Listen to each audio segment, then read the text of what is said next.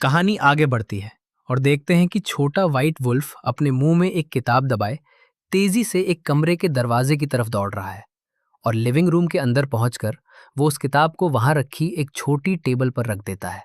और वो एट को आवाज लगाता है और पूछता है कि क्या वो यहाँ है। और वो आसपास देखते हुए कहता है कि क्या वो उसके लिए ये बुक पढ़ सकता है। लेकिन कमरे में कोई जवाब ना मिलने पर वो किचन की तरफ देखकर फिर से एट को आवाज लगाता है। और तभी अचानक उसे किसी चीज की आवाज आती है, जिसे सुनकर वो पीछे मुड़ता है। और वो दरवाजे से बाहर निकलकर देखता है, लेकिन उसे वहां दूर दूर तक कोई दिखाई नहीं देता। और वो खाली कॉरिडोर में खड़े होकर फिर से एट को आवाज लगाता है, पर उसे कोई जवाब नहीं मिलता। और फिर वो लंबे कॉरिडोर में भागते हुए एट को ढूंढने लगता है।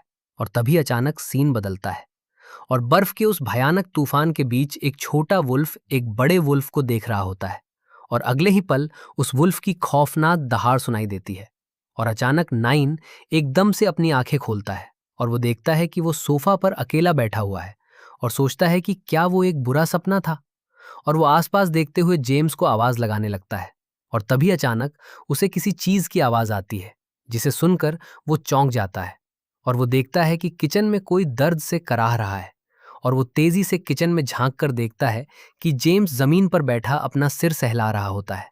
और नाइन उससे पूछता है कि वो क्या कर रहे हैं। तो जेम्स उसे बताता है कि वो बस बचा हुआ सामान चेक कर रहा था। और कहता है कि यहाँ सब कुछ बहुत पहले ही एक्सपायर हो चुका है। और नाइन हैरानी से पूछता है कि एक्सपायर्ड क्या होता है। तो जेम्स उसे समझाता है कि अब ये फूड खाने के लायक नहीं है।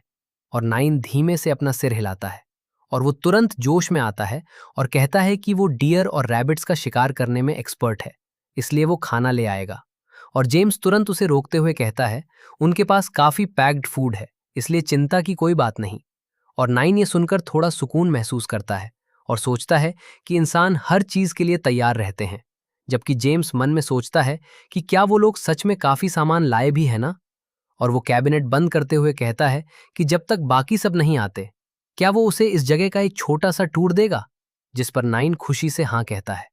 और बाहर का सीन दिखता है, जहां दूर बर्फ के बीच वो बड़ा बेस बिल्कुल शांत खड़ा होता है।